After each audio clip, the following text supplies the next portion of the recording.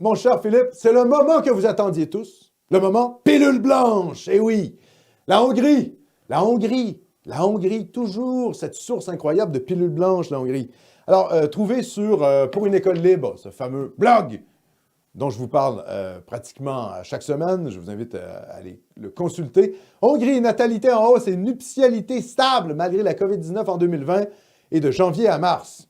Alors, si la Hongrie a connu une baisse des naissances en janvier 2021 par rapport à janvier 2020, moins 9,3 %, les chiffres pour l'année 2020 et le premier trimestre 2021 sont rassurants. Le deuxième gouvernement Orban, 2010-2014, a fait de la sauvegarde de la nation de l'abîme démographique une de ses priorités. Il a donc introduit des mesures généreuses pour les familles nombreuses et a considérablement augmenté les prestations sociales pour toutes les familles. Ceux qui ont 3 enfants ou plus ne paient pratiquement aucun impôt. Des avantages fiscaux pour les familles de 3 enfants et plus. En quelques années à peine, la Hongrie est passée de l'un des pays qui dépensait le moins pour les familles de l'OCDE à être l'un de ceux qui en font le plus. En 2015, les sommes allouées à la politique familiale représenteraient près de 4 % du PIB. Politique volontariste, nataliste. Et qu'est-ce qu'a fait la Hongrie qui est intéressant? Ça, il faut bien retenir ça. Des déductions fiscales pour les gens de la classe moyenne. Parce que si vous faites juste donner des allocations familiales, qu'est-ce que ça va faire? Ça va finalement motiver les classes inférieures, donc disons-le ouvertement, les assistés sociaux, à faire des enfants pour engranger des aides de l'État. Tandis que si vous mettez en place des déductions fiscales, eh bien, c'est les gens de la classe moyenne qui payent déjà beaucoup d'impôts, qui, eux, vont être finalement motivés à faire plus d'enfants.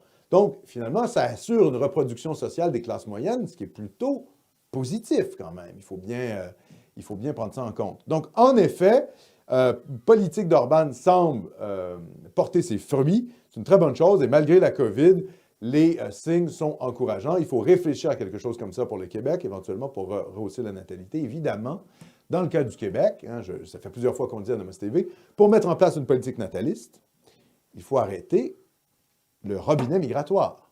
Parce que sinon, on va financer, comme la France le fait, on va financer notre propre noyade démographique. Ce sont les remplaçants venus du tiers-monde, les extra-européens, qui sont plutôt enracinés dans des valeurs traditionnelles, qui, eux, vont faire des enfants financés par l'État. Ce n'est pas ce qu'on veut. Donc, pour mettre en place des politiques natalistes, il faut mettre en avant, finalement, des politiques de restriction, et même d'arrêt de l'immigration massive extra-européenne. Voilà la réalité. Ou de préférence nationale, comme l'a fait la Hongrie. Exactement, ou de préférence nationale, exactement. Mais pour faire la préférence nationale, pour que ça tienne, il faut encore que les gens n'aient pas la nationalité, donc il faut couper le robinet migratoire. Politique nataliste s'accompagne de la fin du système d'immigration massive. Voilà.